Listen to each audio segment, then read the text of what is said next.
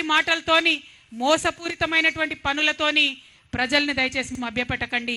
మీరు సంపూర్ణంగా కులగణన చేయండి, బీసీలకు న్యాయం చేయండి, ఎస్సీ ఎస్టీలకు ఉన్నటువంటి హక్కుల్ని కాపాడండి, మైనారిటీకి ఉన్నటువంటి హక్కుల్ని కాపాడండి, ఆదివాసీల హక్కులు కాపాడండి.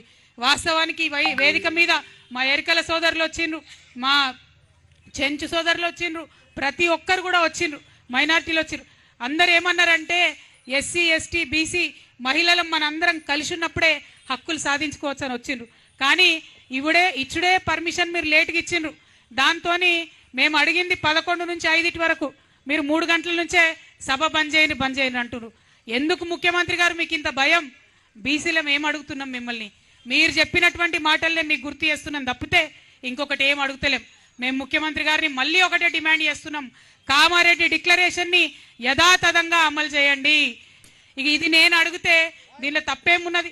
మీరు చెప్పిందే చేయమని నేను అడుగుతున్నా. మరి నాకు ఛాలెంజ్ చేస్తున్నాడు. ఛాలెంజ్కి సిద్ధమా చెల్లెమ్మా? మీరు 10 ఏళ్ళలో ఏం చేసిండ్రో మేము ఇప్పుడు 1 సంవత్సరంలో ఏం చేసినామో అంటున్నారు. నేను ఛాలెంజ్కు any time, any centre, any గల్లీ నేను రెడీ. ఎక్కడికంటే అక్కడికి వస్తాం, ఎక్కడికంటే అక్కడికి వస్తాం. తెలంగాణ రాష్ట్రం ఏర్పడ్డాక మొదటి 10 ఏళ్లలో జరిగిన అభివృద్ధి ఏంది, ఇప్పుడు మీరు వచ్చినాక జరిగినటువంటి అభివృద్ధి ఏంది, దీని మీద చర్చకు నేను సిద్ధంగా ఉంటాం. కాకపోతే మీ కాంగ్రెస్ మోసాల చిట్టా అంతా కూడా నేను చెప్పిన ఇప్పటిదాకా ఒక్కసారి తిరిగి చూసుకోండి. ఎదురుంగోని మీద రాయేసే ముందు అద్దంలో మన ముఖం మనం చూసుకుంటే బాగుంటది. ఆ విషయాన్ని కాంగ్రెస్ నాయకులు గుర్తుపెట్టుకోవాలి. 10 సంవత్సరాల అధికారంలో ఉండి బీసీలకు సంబంధించి ఎన్నడూ కూడా ప్రశ్న ఊసెత్తని వాళ్ళు, రాజ్యాంగబద్ధంగా బలైన వర్గాలకు అవకాశం ఉండి రాజకీయ అధికారం ఉన్నప్పుడు న్యాయం చేయనోళ్ళు, సంస్థాగతంగా బలైన వర్గాలకు అవకాశం ఇయ్యనోళ్ళు,